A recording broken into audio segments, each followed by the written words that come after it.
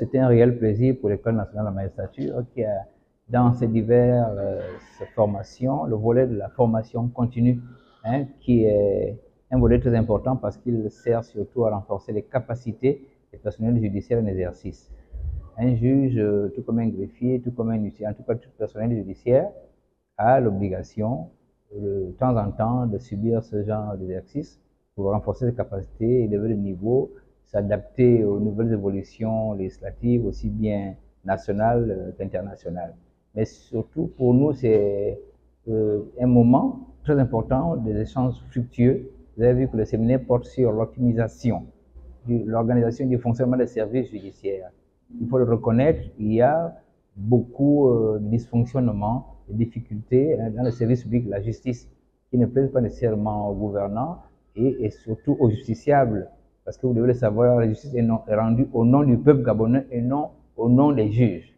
C'est au nom du peuple gabonais qu'on a la justice. Donc, c'est déjà très important pour que le corps judiciaire lui-même reconnaisse qu'il y a dysfonctionnement.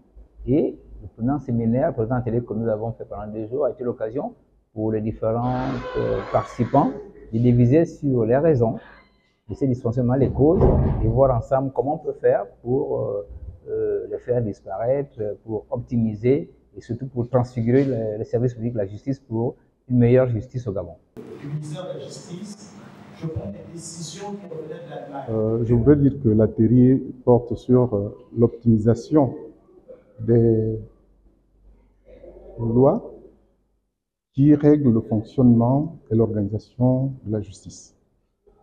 Au cours de cet atelier, effectivement, il a été fait, j'aurais dit, un retour sur l'ensemble des textes qui organisent la profession et la tenue, l'organisation, le fonctionnement, les compétences des juridictions de l'ordre judiciaire. Effectivement, on peut dire qu'à ce niveau, les attentes ont été atteintes, en ce que beaucoup de choses ont été partagées avec des collègues, puisque les exposants, c'était des magistrats, et l'auditoire était également composé de magistrats. Bon, il faut dire que les magistrats ont l'habitude de ces textes-là. C'est simplement que cet atelier a été une occasion pour les révisiter et surtout pour pointer du doigt les dysfonctionnements qui ont été portés à l'ensemble des chefs de juridiction, et il y a eu également des solutions qui ont été avancées pour essayer de fonctionner plus utilement, plus normalement.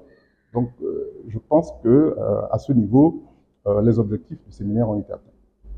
Le monde judiciaire n'est pas un monde, si vous voulez, figé. Il est en plein dynamisme, en perpétuelle évolution. Mais ce que l'on doit aussi faire, et non de prendre un réquisitoire au vitriol contre les magistrats, qu'on croit que c'est eux qui aujourd'hui empêchent de tourner en rond, c'est également voir dans quelles conditions les personnels judiciaires travaillent, quelles sont leurs conditions d'existence et surtout quelles sont leurs conditions de vie professionnelle. Il manque parfois les outils les plus élémentaires. Et dans ce cas, c'est difficile de rendre la justice. Voilà pourquoi, si l'on veut avoir une bonne justice, une justice performante, il faut que les pouvoirs publics investissent dans la justice.